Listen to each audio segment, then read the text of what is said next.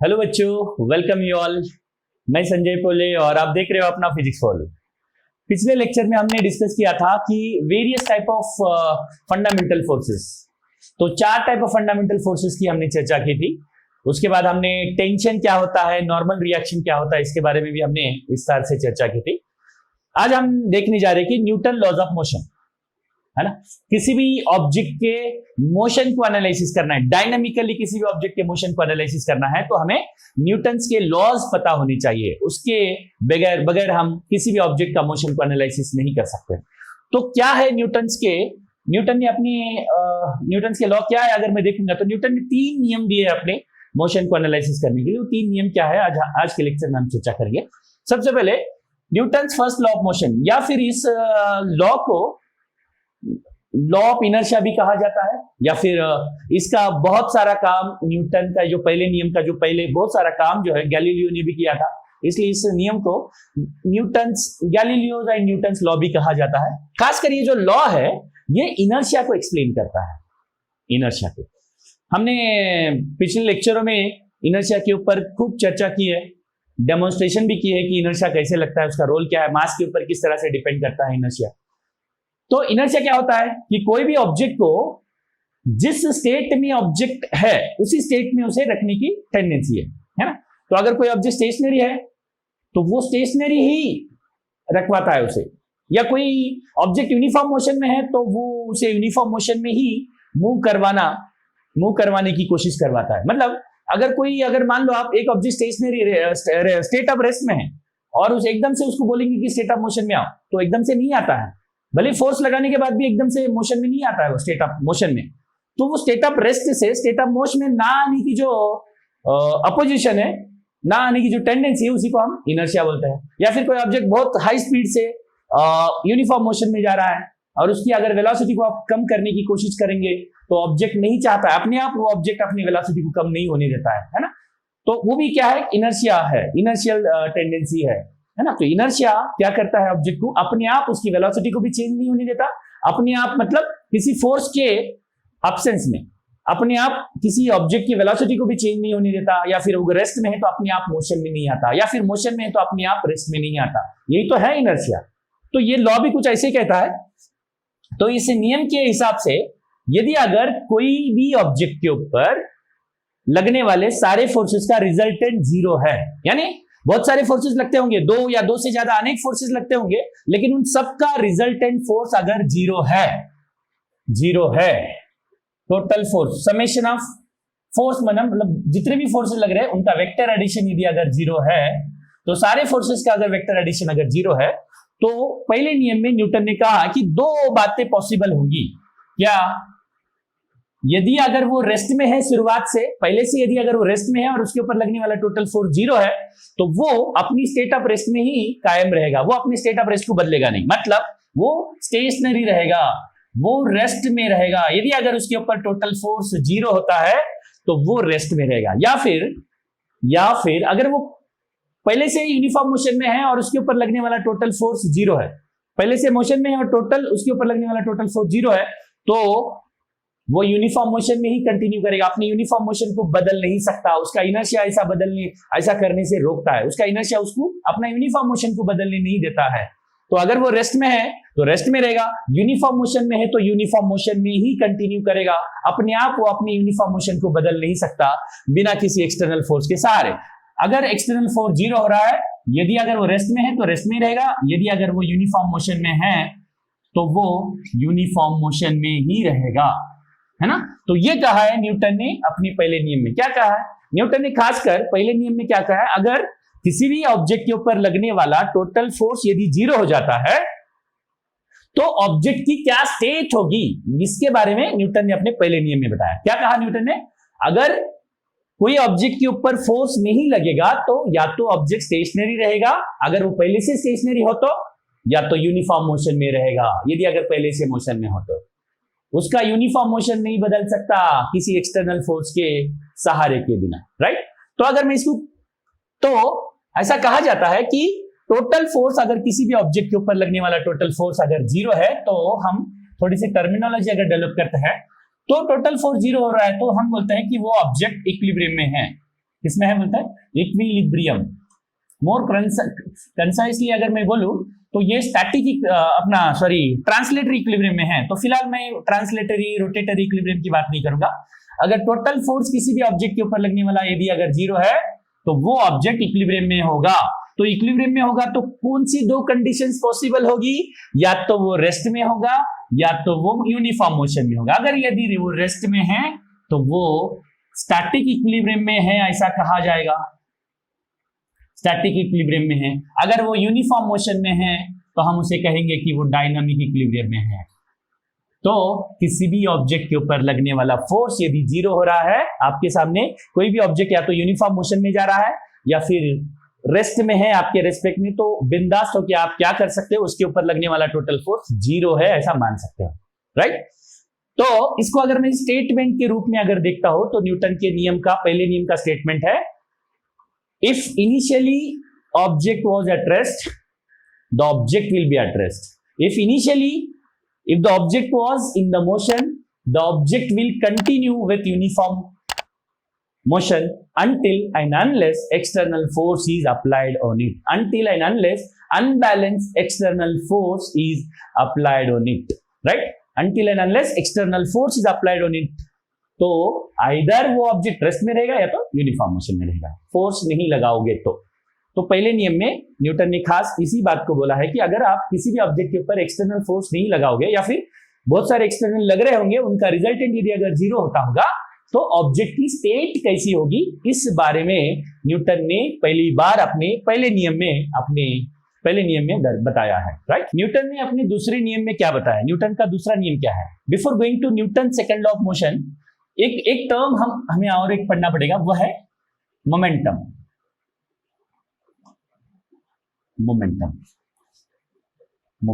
जिसे हम P से रिप्रेजेंट करते हैं। अगर मैथमेटिकली अगर मोमेंटम को मैं देखूं, आज का जो डेफिनेशन है मोमेंटम का वो है, it is the product of mass and velocity vector. Mass and velocity vector. तो मास तो स्केलर क्वांटिटी होती है, वेलोसिटी की जो डायरेक्शन होगी वही मोमेंटम की होगी। फॉर एग्जांपल यदि अगर ये वेलोसिटी वेक्टर है, इसे आप किसी स्केलर मास नामक स्केलर से मल्टीप्लाई करोगे तो आपको मोमेंटम आ रहा है, तो मोमेंटम की डायरेक्शन भी वेलोसिटी की डायरेक्शन में ही होगी। इसका अगर मैं यूनिट बात करूं तो किलोग्राम मीटर पर सेकंड होना चाहिए या फिर ग्राम सेंटीमीटर पर सेकंड होना चाहिए, राइट। तो ये मोमेंटम है which is the product of mass and velocity vector. तो नाउ द क्वेश्चन अराइजेस कि what was the need of momentum. जब वेलोसिटी ऑलरेडी थी किसी ऑब्जेक्ट का मोशन को आपको पढ़ने के लिए, उसके पास वेलोसिटी नामक एक ऑलरेडी क्वांटिटी थी, तो उसके बावजूद अगर आपने मोमेंटम नामक कोई क्वांटिटी का इंट्रोडक्शन क्यों किया।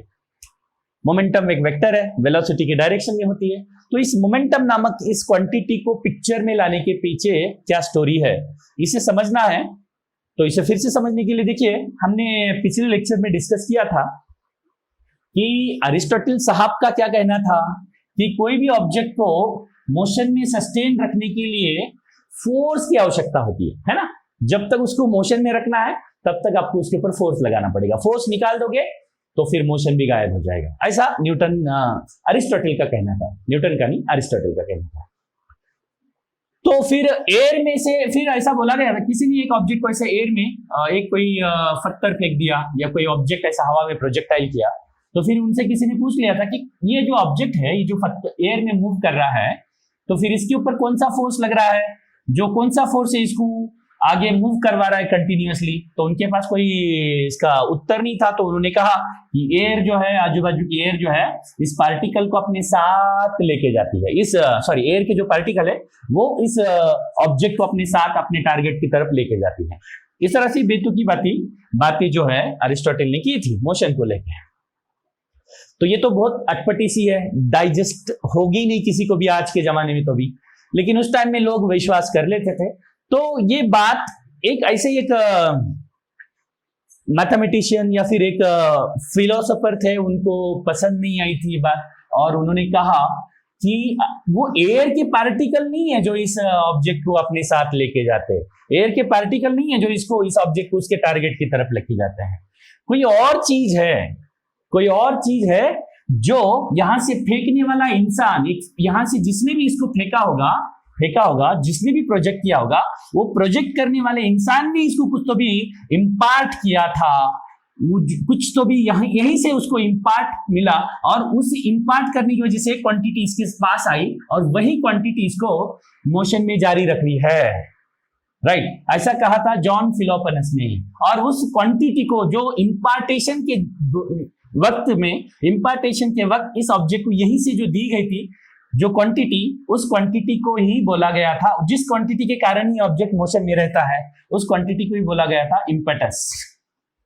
इम्पेटस कहा था, जॉन फिलोपनस ने बोला था। बाद में इम्पेटस को आगे बढ़ाया, बाद में जीन ब्यूरिडन ने भी कहा कि इम्पेटस ही है जो ऑब्जेक्ट को मोशन में रखता है। फोर्स की आवश्यकता नहीं ऑब्जेक्ट को, जैसे अरिस्टोटल ने कहा था, फोर्स की आवश्यकता नहीं किसी भी ऑब्जेक्ट को मोशन में रखने के लिए। उसको यहाँ पे आपने जब प्रोजेक्ट किया ना, तभी उसको आपने इम्पेटस दिया था, और उसी इम्पेटस के कारण ये अपना मोशन को जारी रख पा रहा है, राइट। और उन्होंने कहा था ये जो इम्पेटस है, जीन ब्यूरिडन ने कहा था कि ये जो इम्पेटस है ये उसका वेट और स्पीड का प्रोडक्ट होता है, वेट और स्पीड का प्रोडक्ट होता है, राइट। और ये सेल्फ डिकेइंग नहीं होता है, ये अपने आप चेंज नहीं हो सकता है, इस ऑब्जेक्ट के साथ ही कंटिन्यूएशन में रहता। हाँ, अगर इसको कोई रोक रहा है, कोई रेजिस्ट करेगा तो वो चेंज हो सकता है, अपने आप ये खत्म नहीं होगा ये चीज, और ये मोशन के साथ उसके साथ कांस्टेंट रहेगी ये चीज। अगर कोई उसको रोकने वाला नहीं है तो ये वाला चीज अपने आप सेल्फ डिकेइंग नहीं होता है, और उसी चीज को इम्पेटस कहा। बाद में इसी इम्पेटस को डेकार्ट्स ने, जिन्होंने कार्टेशियन कोऑर्डिनेट सिस्टम इन्वेंट की थी, डेकार्ट्स ने, इसको बोला गया, इसी इम्पेटस को कहा उन्होंने कि इम्पेटस एक्चुअली जो होता है वो साइज, ऑब्जेक्ट का साइज और स्पीड का प्रोडक्ट होता है। उस टाइम में साइज और मास, वेट, इनमें इतना ज्यादा फर्क नहीं पता था लोगों को, तो उन्होंने कहा था साइज और स्पीड का प्रोडक्ट होता है, हालांकि वो गलत था, लेकिन उन्होंने कहा था कि ये साइज और स्पीड का जो प्रोडक्ट होता है उसे ही हम इम्पेटस कहेंगे। और ये इम्पेटस जो है किसी भी ऑब्जेक्ट के मोशन के दौरान क्या होता है, वो बदलता नहीं, सेल्फ सस्टेनिंग होता है, वो सेल्फ डिकेइंग नहीं होता, वो कभी भी नहीं बदलेगा। इसलिए उसे कहा गया था कि क्वांटिटी ऑफ मोशन।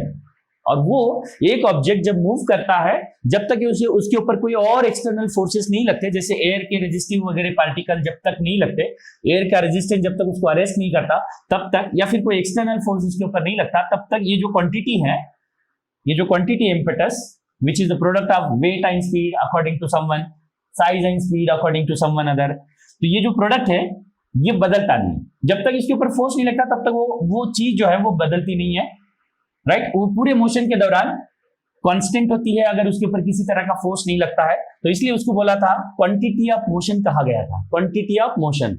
बाद में इसी क्वांटिटी ऑफ मोशन को, जो मोशन के दौरान अगर कोई एक्सटर्नल फोर्स नहीं लग रहा उसके ऊपर, तो वो कंजर्व होती है, अपने आप नहीं बदलती है, और मोशन को सस्टेन रखने के लिए मदद करती है। और उसी क्वांटिटी ऑफ मोशन को बाद में न्यूटन ने अपने नियमों में उसे ही कहा गया मोमेंटम, और थोड़ा सा उसका डेफिनेशन भी चेंज किया। वो साइज और स्पीड नहीं था, वो वेट और स्पीड नहीं था, वो उस ऑब्जेक्ट का मास यानी इनर्शिया और मोशन का कॉम्बिनेशन था। मास मतलब इनर्शिया, वी मतलब मोशन, इनर्शिया और मोशन का कॉम्बिनेशन था, और इसी को बाद में मोमेंटम कहा गया, right. Momentum is the product of mass and velocity, और इसे हम बोल सकते हैं कि क्वांटिटी ऑफ मोशन, ये ऐसी क्वांटिटी है मोशन के दौरान कंजर्व होती है और मोशन को सेल्फ सस्टेनिंग बनाने में मदद करती है। जब तक कोई इसके ऊपर फोर्स नहीं लगेगा, वो क्वांटिटी अपने आप कभी भी नहीं बदलती है, उस क्वांटिटी को ही मोमेंटम बोलते हैं। और ये मोमेंटम वाली क्वांटिटी हमेशा कंजर्व रहेगी यदि उसके ऊपर किसी भी तरह का कोई फोर्स ना लगे तो, राइट। तो इसी मोमेंटम को लेकर ही, मोमेंटम के चेंज को लेकर ही न्यूटन का दूसरा नियम है। तो न्यूटन का दूसरा नियम वास्तव में क्या है, अभी हम समझने की कोशिश करते हैं। देखिए, न्यूटन ने अपने दूसरे नियम में क्या बताया, पहले नियम में क्या बताया कि फोर्स नहीं लगेगा तो क्या होगा, दूसरे नियम में क्या बताया उन्होंने कि यदि किसी ऑब्जेक्ट के ऊपर फोर्स लगेगा तो क्या होगा, है ना। पहले नियम में फोर्स नहीं लगेगा तो क्या होगा ये बताया, रेस्ट में तो रेस्ट में, मोशन में तो मोशन में, यूनिफॉर्म मोशन में तो यूनिफॉर्म मोशन में, ये बताया। दूसरे नियम में यदि अगर फोर्स नहीं लगता है तो फिर फोर्स लगता है तो क्या होगा। देखिए क्या होता है कि अगर कोई भी ऑब्जेक्ट के ऊपर, हमने बताया था अभी, कोई भी ऑब्जेक्ट अगर जा रहा है तो उसके एक साथ एक क्वांटिटी जो है मोमेंटम नाम की क्वांटिटी, जिसको क्वांटिटी ऑफ मोशन बोल रहे हैं, वो कंजर्व होती है, उसके साथ एसोसिएट होती है, वो सेल्फ डिकेइंग नहीं होती है, सेल्फ सस्टेनिंग होती है और मोशन को सस्टेन करने के लिए मदद करती है। हाँ, यदि अगर उस ऑब्जेक्ट के ऊपर फोर्सेस लगने लगे तो ये क्वांटिटी बदल जाती है, ये क्वांटिटी बदल जाती है। तो इन्होंने क्या कहा कि ये क्वांटिटी में बदलाव किस तरह से आता है फोर्स के हिसाब से, ये बताया इन्होंने दूसरे नियम में। कैसे? अभी मान लीजिएगा एक बुलेट है, हमने क्या किया, एक बार एयर में हमने फायर किया उसको, एक बार पानी में फायर किया, और एक बार किसी थिक लिक्विड है फेविकॉल से फायर किया, और चौथी बार मान लो किसी पेड़ के थ्रू, उसका जो पेड़ का जो ट्रंक होता है ना, उसके थ्रू हमने एक बुलेट को फायर किया। सेम वेलोसिटी से बुलेट थी, जा रही थी, सेम मास था, यानी उस चारों केसेस में बुलेट का जो क्वांटिटी ऑफ मोशन जो थी, यानी मोमेंटम जो था सेम था। लेकिन आप देख सकते हैं जब वो बुलेट मान लो ग्रेविटी फ्री रीजन में ही जा रही है, लेकिन सिर्फ एयर है, पानी है, फेविकॉल है, और वो पेड़ का ट्रंक है, पेड़ लकड़ी का टुकड़ा है, उसमें से जा रही है। तो चारों केसेस में आप देख सकते हैं जब एयर में जब जा रही है ना, तो बुलेट उस क्वांटिटी को काफी देर तक सस्टेन करके रख सकती है ना। तो उसका वो जो मोमेंटम है बहुत देर तक कंटिन्यू रहेगा उसके साथ, वो बहुत धीरे धीरे से कम कम होगे, फाइनली जीरो होगा, बहुत समय लगेगा उसको खत्म होने में। अगर पानी में अगर उसी बुलेट को भेजोगे तो बहुत थोड़ा सा एयर के कंपैरिजन में थोड़ा सा पहले ही वो बुलेट रुक जाएगा। अगर मैं फेविकॉल से अगर उसी को भेजूं तो फेविकॉल में वो जो मोमेंटम घटने का जो रेट होगा वो और भी कम होगा, सॉरी और भी ज्यादा होगा, और वो बुलेट बहुत थोड़ी, मतलब एयर से भी कम, पानी से भी कम, फेविकॉल में बहुत कम दूरी तक ट्रैवल करके रुक जाती है। अगर चौथा केस लेता हूं, वही बुलेट अगर मान लीजिएगा किसी लकड़ी के स्टेशनरी लकड़ी के टुकड़े से जब पास हो जाती है अंदर, तो और भी क्विकली रुक जाती है। तो इसका मतलब क्या है कि कोई भी क्वांटिटी, जो क्वांटिटी हम जिसे कह रहे थे कि उस मोशन के दौरान कंजर्व होती है, यदि अगर उसके ऊपर फोर्स नहीं लगा तो उस मोशन की शान, आन बान शान होती है, उसको हम क्या बोल रहे हैं, क्वांटिटी ऑफ मोशन बोल रहे हैं। यदि अगर उसके ऊपर फोर्स नहीं लगा तो उसे हम कंजर्व बोल रहे हैं। लेकिन वही क्वांटिटी जिसे हम मोमेंटम बोल रहे हैं, वो क्वांटिटी उसके ऊपर कितने अमाउंट में फोर्स लग रहा है, उस फोर्स के हिसाब से घटती है। अगर आपने बहुत ज्यादा फोर्स लगाया तो बहुत तेजी से घटती है, अगर बहुत कम फोर्स लगाया तो बहुत धीरे से घटती है। तो उसका घटने का रेट, या फिर अगर उसी के मोशन की डायरेक्शन में फोर्स लगाओगे तो बढ़ेगी, तो बढ़ने का रेट या फिर घटने का रेट जो है उस क्वांटिटी का, वो उस फोर्स के ऊपर डिपेंड होता है। तो न्यूटन ने क्या कहा कि किसी भी ऑब्जेक्ट का क्वांटिटी ऑफ मोशन यानी rate of change of momentum जो है, ये rate of change of momentum है, ये rate of change of momentum, मतलब वो जो क्वांटिटी है, क्वांटिटी ऑफ मोशन, मोमेंटम कितने तेजी से बदलती है, ये डिपेंड करेगा कि उसके ऊपर कितना फोर्स लगाया है। जितना ज्यादा फोर्स लगाओगे उतना तेजी से बदलेगी। एयर में बहुत कम फोर्स लग रहा है, उसके ऊपर बहुत हल्के से चेंज हो रही है, काफी देर तक चलते रहेगा। पानी में थोड़ा सा ज्यादा फोर्स लगेगा तो थोड़ा सा एयर के कंपैरिजन में थोड़ा सा ज्यादा कम देर तक चलेगी और फाइनली रुके। वही फेविकॉल में बहुत तेजी से उसका मोमेंटम चेंज होगा, क्योंकि फेविकॉल की वजह से जो फोर्स लगेगा वो ज्यादा होगा, और एयर उसी वो लकड़ी के टुकड़े से पास हो रही तो बहुत तेज हाई फोर्स लगेगा, तो बहुत कम समय में रुक जाएगी, क्योंकि बहुत कम समय में उसका मोमेंटम, उस केस में क्या होगा, उसका मोमेंटम बहुत तेजी से घट जाएगा और बहुत ही कम समय में रुक भी जाएगा। तो कोई भी ऑब्जेक्ट की जो मोमेंटम है, वो मोमेंटम चेंज होने का जो रेट है वो उसके ऊपर लगने वाले फोर्स के ऊपर डिपेंड है। तो फोर्स को, इसको अगर मैं वेक्टर के फॉर्म में लिखता हूं तो force is equal something proportionality constant into change in momentum by time, आप लिख सकते हैं। Rate of change of momentum है actually this is. SI unit में के की वैल्यू जो है 1 होती है, एसआई यूनिट में, right, in SI unit k की वैल्यू 1 होती है। तो एफ बार इज इक्वल, आप लिख सकते हो sir D P bar by D T. ये जो है ये इंस्टैंटेनियस मोमेंटम है, ये जो है वो इंस्टैंटेनियस मोमेंटम है। तो जितनी तेजी से मोमेंटम, जितना ज्यादा फोर्स लगेगा उतना तेजी से मोमेंटम में चेंज आएगा, राइट। तो अगर इसको मैं मान लीजिएगा, ये तो इंस्टैंटेनियस फोर्स है, right, instantaneous rate of change है, तो ये इंस्टैंटेनियस फोर्स है। अगर मान लो अपने को नहीं पता on an average delta T समय में यदि अगर delta P bar amount of momentum change हो रहा, तो ऑन एन एवरेज हर एक सेकंड में कितना चेंज होगा, delta P bar by delta T. इसे हम कहेंगे एवरेज फोर्स, ये हमारा एवरेज फोर्स है। और ये क्या है, ये किसी एक पर्टिकुलर इंटरवल में इतना चेंज आया, डेल्टा टी इंटरवल में इतना चेंज आया मोमेंटम में, तो ऑन एन एवरेज हर एक सेकंड में इतना चेंज आ रहा है, तो ये हमारा एवरेज फोर्स है। और ये क्या है, और ये वही ये क्या है बेटा, ये और ये एक ही है, बस इसमें डेल्टा टी बड़ा है, इसमें डेल्टा टी बहुत छोटा है, तो उसको dt बोलता है। तो बहुत छोटे ड्यूरेशन में एवरेज लिया तो उसी को हम इंस्टैंटेनियस बोलते हैं। तो rate of change of momentum is what, force. और एक बात यहाँ पे समझने वाली ये है कि इसमें ये तो स्केलर क्वांटिटी है, मोमेंटम में चेंज हमेशा फोर्स की डायरेक्शन में होगा, मोमेंटम में चेंज हमेशा फोर्स के डायरेक्शन में होगा, मतलब जब भी मोमेंटम में चेंज आएगा वो फोर्स की डायरेक्शन में आएगा। कैसे समझेंगे सर? देखिए, एक ऑब्जेक्ट पहले इधर जा रहा था, उसका मोमेंटम इधर था, इनिशियल मोमेंटम ये डायरेक्शन में था, बाद में ऑब्जेक्ट इधर मुड़ने लगा तो उसका फाइनल मोमेंटम इधर हुआ। सो ये अपने आप तो मोमेंटम चेंज नहीं होगा न्यूटन के पहले हिसाब से, क्योंकि अपने आप वेलोसिटी की डायरेक्शन चेंज नहीं हो सकती, तो इसके ऊपर यकीनन फोर्स लगा होगा, तभी तो इधर वाला मोमेंटम इधर हो गया, मतलब मोमेंटम में चेंज आया। तो इधर जाने वाला ऑब्जेक्ट का मोमेंटम इधर अगर होना है तो किस डायरेक्शन में उसके ऊपर फोर्स लगा होगा, ये हमको अगर समझना है।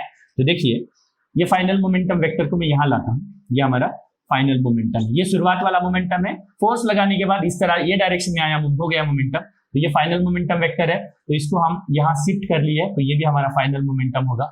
सो चेंज मतलब delta P bar is a change, momentum में चेंज मतलब डेल्टा पी बार, और डेल्टा पी बार मतलब आप जानते हैं final vector minus initial vector, final momentum vector minus initial momentum vector, और दो वेक्टर का सब्ट्रैक्शन, चेंज निकालना हो तो दो वेक्टर का सब्ट्रैक्शन लेना पड़ेगा, सब्ट्रैक्शन निकालना होगा तो फाइनल वेक्टर के हेड को इनिशियल वेक्टर के हेड से मिलाना पड़ता है। So this is our delta P bar vector.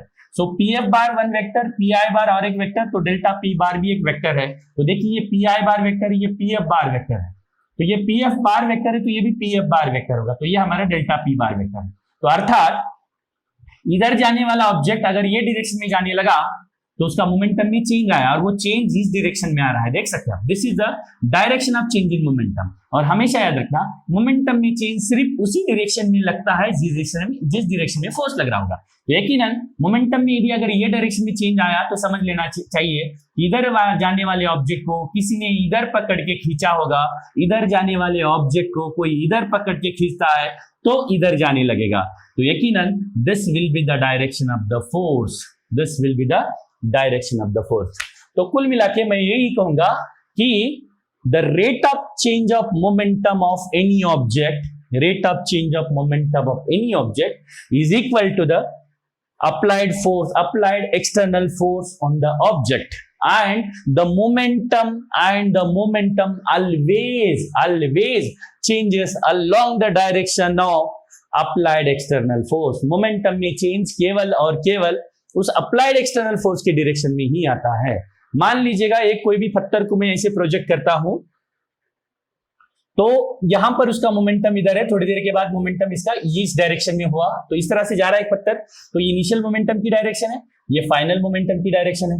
हम मानते हैं यहां पर ग्रेविटी के अलावा कोई और फोर्स नहीं लग रहा है, तो यकीनन अब देखिए इनिशियल मोमेंटम की डायरेक्शन ये है और ये फाइनल मोमेंटम की डायरेक्शन ये है हमारी। इसी वेक्टर को मैं यहां ड्रॉ कर रहा हूं, यही वेक्टर को मैं यहां पे ड्रॉ कर रहा हूं, तो यकीनन इसके ऊपर फोर्स किधर लग रहा है? केवल ग्रेविटी लग रही है, तो मोमेंटम में चेंज भी जो होगा आपका वो ग्रेविटी के डायरेक्शन में ही लगना चाहिए। एक ऑब्जेक्ट को हमने ऊपर फेंका, वो प्रोजेक्टाइल मोशन कर रहा है, तो उसके ऊपर लगने वाला एकमात्र फोर्स कौन सा है? Gravitational force. तो उस ग्रेविटेशनल फोर्स के कारण उसका मोमेंटम चेंज हो रहा है, देख सकते हैं आप, पहले इस डायरेक्शन में जाने वाला पत्थर बाद में इधर जा रहा है, तो यकीनन उसका मोमेंटम चेंज हुआ। तो इनिशियल मोमेंटम ये है, फाइनल मोमेंटम ये है, तो मोमेंटम में चेंज देखिए किधर आ रहा है? डाउनवर्ड डायरेक्शन में आएगा सर। यकीनन उसे डाउनवर्ड डायरेक्शन में ही मोमेंटम को चेंज लाना पड़ेगा, क्योंकि मोमेंटम में चेंज हमेशा फोर्स की डायरेक्शन में लगता है। यहां पर कौन सा फोर्स लग रहा है? ग्रेविटेशनल फोर्स, और वो किधर लगना चाहिए? नीचे, right. So this is the statement of Newton second law of motion which deals with what, how quickly the momentum change on the basis of force. जितना ज्यादा फोर्स लगाओगे उतना क्विकली मोमेंटम चेंज होगा, जितना कम फोर्स लगाओगे उतना धीरे से मोमेंटम चेंज होगा, राइट। देखिए अभी हम देखते हैं मोमेंटम और टाइम का ग्राफ निकालेंगे, तो ग्राफ का फिजिकल सिग्निफिकेंस क्या होगा ये हम देखेंगे। If we draw the graph between momentum taking on Y axis and time on X axis, और ग्राफ कुछ इस तरह से आ रहा है, मतलब मोमेंटम समय के साथ बदल रहा है। मोमेंटम तभी बदलेगा जब उसके ऊपर एक्सटर्नल फोर्स लग रहा है, तो मोमेंटम इस ग्राफ में बदल रहा है, तो यकीनन पक्का 100% ये बात है कि इसके ऊपर फोर्स लग रहा है। तो देखिए कोई भी t1 समय के पास किसी भी ऑब्जेक्ट का मोमेंटम था p1, उसके ऊपर फोर्स लग रहा होगा, तो सर्टेन टाइम t2 के बाद उसका मोमेंटम हो गया समथिंग p2, तो ये वाले पॉइंट के कोऑर्डिनेट्स क्या होनी चाहिए? p1, p1, और इस पॉइंट के कोऑर्डिनेट्स होनी चाहिए t2, p2। तो इन दो पॉइंट को कनेक्ट करने वाली ये जो लाइन है इसे सेकेंड लाइन बोलते हैं, हमने पढ़ा है। तो ये जो सेकेंड लाइन है इसका जो स्लोप होगा वो क्या होगा? स्लोप मतलब y कोऑर्डिनेट्स का difference p2 minus p1, of course ये वेक्टर होना चाहिए अपॉन t2 माइनस t1। तो this should be equal to what, slope of second line, है ना, स्लोप ऑफ सेकंड लाइन। तो इसको अगर ध्यान से देखा जाए तो ये क्या है, total change in momentum by total time. अगर इसको मैं देखूं तो ये क्या है, एवरेज फोर्स है ना। इसका मतलब मोमेंटम टाइम ग्राफ का जो भी कर्व आया होगा, उस कर्व के किसी भी दो पॉइंट को कनेक्ट करते हुए एक सेकंड लाइन अगर ड्रॉ करते हैं, उस सेकंड लाइन का स्लोप हमें एवरेज फोर्स देता है ना। तो ये नोट करने वाली बात है। और दूसरी बात अगर ये है, अगर मैं टेंजेंट ड्रॉ करता हूं किसी भी पॉइंट के पास, मोमेंटम टाइम ग्राफ को टेंजेंट ड्रॉ करता हूं, तो आप तो जानते हो टेंजेंट का स्लोप यानी dy बाय dx होता है। y का मतलब इधर p है, तो टेंजेंट का स्लोप क्या होना चाहिए, dp by dt। This is the slope of the tangent dp by dt। और आप जानते हैं what should be this, rate of change of momentum है, वो क्या होना चाहिए, इंस्टैन्टेनियस फोर्स के बराबर होना चाहिए। इसका मतलब मोमेंटम और टाइम का अगर हम ग्राफ बनाते हैं तो उस ग्राफ का सेकंड लाइन, किसी भी दो पॉइंट को कनेक्ट करने वाली सेकंड लाइन का स्लोप एवरेज फोर्स देता है, तो टेंजेंट का स्लोप हमें इंस्टैन्टेनियस फोर्स देता है। अब देखेंगे कि फोर्स वर्सेस अगर टाइम ग्राफ बनाएंगे, हम फोर्स वर्सेस टाइम का ग्राफ बनाते हैं। देखिए न्यूटन का नियम क्या है, दूसरे नियम के हिसाब से हम लिख सकते हैं force is equal rate of change of momentum यानी dp बाय dt, है ना। यदि अगर मैं इसको dp बार एक तरफ लेता हूं और f बार इंटू dt दूसरी तरफ लेके जाता हूं, मान लीजिएगा सर्टेन टाइम t1 के पास मोमेंटम p1 था और t2 टाइम के बाद मान लीजिएगा मोमेंटम था p2 बार। तो dp का इंटीग्रेशन p होता है, तो अपर लिमिट क्या होगी, p2 bar minus initial lower limit है p1 bar. This should be equal to t1 to t2 integration f bar into t। तो देखिए इसको जब तक f आपको नहीं दिया जाता है, f के बारे में कुछ कहा नहीं जा सकता, तब तक इसको इंटीग्रेट नहीं करोगे। लेकिन यदि अगर मैं फोर्स को इंटीग्रेट करता हूं तो मुझे क्या मिलना चाहिए, चेंज इन मोमेंटम। क्या मिलना चाहिए, चेंज इन मोमेंटम मिलना चाहिए। जब भी मैं फोर्स को इंटीग्रेट करता हूं, फोर्स को अगर मैं इंटीग्रेट करता हूं तो मुझे मोमेंटम में चेंज मिलता है। और इंटीग्रेशन का ज्योमेट्रिकल मतलब होता है एरिया। यदि अगर फोर्स टाइम का ग्राफ बनाता हूं और इस ग्राफ का एरिया निकालने की कोशिश करूं, तो एरिया मतलब इंटीग्रेशन, एरिया मतलब इंटीग्रेशन। अगर फोर्स टाइम का ग्राफ निकालता हूं और उस ग्राफ का अगर मैं एरिया निकालता हूं, तो वो एरिया मुझे चेंज इन मोमेंटम देना चाहिए। The area under the force and time curve must give change in momentum, and the slope of momentum and time curve must give instantaneous force or average force depending on whether the slope of secant line or tangent line, right। ये इसका mathematical interpretation है इस momentum के जो नियम है इसका। Okay, अभी देखेंगे न्यूटन सेकंड लॉ का एक स्पेशल रूप देखेंगे। ये तो एकदम जनरल वर्जन है, ये न्यूटन के नियम का एकदम जनरल फॉर्म है। इसका एक स्पेशल केस अभी हम देखेंगे, वो क्या होगा। पर्टिकुलरली जब सिस्टम का मास कांस्टेंट होता है, तो ये नियम को हम किस तरह से आसान तरीके से एक्सप्रेस कर सकते हैं। ये तो एक जनरल है, ये मास कांस्टेंट रहे या नहीं रहे, राइट, तो ये वाला फॉर्मूला एप्लीकेबल होगा हमेशा। तो जब मास कांस्टेंट होगा पर्टिकुलरली, तो ये वाला जो फॉर्म है वो कौन सा रूप धारण करता है हमें देखेंगे। F bar is equal dp bar by dt। This is a general form of Newton second law of motion. देखिए इसमें मोमेंटम वेक्टर जो है p बार इज इक्वल, हम लिख सकते हैं इसको m इंटू वी बार, है ना। तो m इंटू वी बार, इसमें m भी बदल सकता है या तो वेलोसिटी भी बदल सकती है, चाहे कुछ भी बदले, ये वाला फॉर्म तो जनरल होगा। ऐसे बहुत सारे एग्जाम्पल्स है आगे जाके हम पढ़ेंगे जिसमें m भी बदलता है। जैसे रॉकेट के प्रोपल्शन के टाइम में रॉकेट के अंदर का फ्यूल बर्न होता है, गैसेस बाहर आती है, तो उसका मास बदलता है, तो फिर तब हम मास को कांस्टेंट नहीं ले सकते हैं। तो फिलहाल मान लो हमारे पास कुछ ऐसी सिस्टम है जिसमें मास यदि अगर कांस्टेंट होगा, तो फिर ये न्यूटन्स का ये जो दूसरा लॉ है वो कौन सा रूप धारण कर लेगा, देख लीजिएगा। F bar is equal d by D T of p bar. p बार का मतलब हम लिख सकते हैं m इंटू वी बार। तो इसमें मास अगर कांस्टेंट है तो उसको मैं बाहर ले सकता हूँ, तो F बार इज इक्वल हम क्या लिख सकते हैं, m into D V bar by D T. dv by dt अगर मैं ध्यान से देखूं तो ये तो एक्सेलरेशन है सिस्टम का, तो F bar is equal mass into acceleration. This is the expression for Newton second law of motion. ये वाला फॉर्म इतना सिंपल सरल रूप धारण कर लेगा यदि अगर मास कांस्टेंट है। तो फिर से बता रहा हूं, ये स्पेशल केस है न्यूटन का दूसरे नियम का। तो F is equal to M A bar. इससे क्या पता चल रहा है कि कोई भी ऑब्जेक्ट, किसी भी, मान लीजिएगा एक ऑब्जेक्ट इधर, जिसका मास है m या फिर इसका मास है 2 kg, यदि इसके ऊपर हम इधर से 10 न्यूटन फोर्स अप्लाई करते हैं, इधर से हम उसके ऊपर कुछ 5 न्यूटन फोर्स अप्लाई करते हैं, ठीक है, तो इसके अलावा इसके ऊपर कोई और फोर्सेस नहीं लग रहे हैं। वैसे देखा जाए तो इधर एक उसका वेट लगेगा 20, ग्रेविटेशनल फोर्स लगेगा इधर 20 न्यूटन, और ये टेबल के ऊपर रखा है तो टेबल इसके ऊपर नॉर्मल भी लगाएगा, तो ये नॉर्मल और ये 20 न्यूटन एक दूसरे को कैंसिल करेंगे, तो ये दोनों एक दूसरे को तो बैलेंस कर रहे हैं। लेकिन ये 10 न्यूटन और 5 न्यूटन तो एक दूसरे को बैलेंस नहीं करेंगे, तो फिर क्या होगा, रिजल्टेंट फोर्स इसके ऊपर जीरो नहीं हो रहा। जब रिजल्टेंट फोर्स किसी भी ऑब्जेक्ट के ऊपर लगने वाला रिजल्टेंट फोर्स, यदि अगर वो जीरो नहीं होता है तो उसको उस ऑब्जेक्ट का मास इंटू एक्सेलरेशन के बराबर इक्वल कर देगा। जब रिजल्टेंट फोर्स जीरो नहीं होता है तो वो इक्विलिब्रियम में नहीं होगा। यहां पर रिजल्टेंट फोर्स जीरो नहीं हो रहा है, ये दोनों दो फोर्सेस एक दूसरे को कैंसिल नहीं कर रहे हैं, तो इस डायरेक्शन में उसके ऊपर रिजल्टेंट फोर्स लग रहा है 10, और रिजल्टेंट फोर्स कितना लग रहा है इसके ऊपर, आगे 10 लग रहा है, पीछे 5 लग रहा है, टोटल रिजल्टेंट फोर्स इसके ऊपर 5 न्यूटन लग रहा है, जो कि जीरो नहीं है। जब रिजल्टेंट फोर्स जीरो नहीं होता है तब उस केस में ऑब्जेक्ट के ऊपर लगने वाला टोटल फोर्स जो कि जीरो नहीं है, उसे हम किसके बराबर इक्वल करना है, मास इंटू न्यूटन, न्यूटन के दूसरे नियम के हिसाब से उस ऑब्जेक्ट का मास इंटू एक्सेलरेशन के बराबर इक्वल करना है। तो इससे हम देख सकते हैं रिजल्टेंट फोर्स कितना लग रहा है 5, मास इसका 2 kg है, तो एक्सेलरेशन ये इज इक्वल 5/2, यानी क्या होता है 2.5 मीटर पर सेकंड स्क्वायर। तो इससे एक बात समझ में आती है दूसरे नियम से, ऑब्जेक्ट तभी एक्सेलरेट होगा जब उसके ऊपर लगने वाला अनबैलेंस फोर्स नॉन जीरो हो। अगर अनबैलेंस फोर्स जीरो हो जाता है तो पहला नियम में चले जाओगे, या तो रेस्ट में रहेगा या तो यूनिफॉर्म मोशन में रहेगा। अगर force unbalance force non zero रहेगा तो फिर वो एक्सेलरेट करेगा। तो केवल और केवल एक्सेलरेट ऑब्जेक्ट तभी कर सकता है जब उसके ऊपर लगने वाला फोर्स नॉन जीरो हो, राइट। जीरो हो गया तो फिर रेस्ट किया तो यूनिफॉर्म मोशन, नॉन जीरो है तो एक्सेलरेटेड मोशन। और याद रखिएगा और एक बात कि एक्सेलरेशन हमेशा फोर्स की डायरेक्शन में ही होता है, मास तो स्केलर है, मतलब ऑब्जेक्ट का एक्सेलरेशन की डायरेक्शन हमेशा अप्लाइड फोर्स की डायरेक्शन में होगा। जैसे कि इस केस में रिजल्टेंट फोर्स इसके ऊपर किधर लग रहा है, इधर इस डायरेक्शन में लग रहा है, तो ये ऑब्जेक्ट का एक्सेलरेशन भी आगे ही होगा।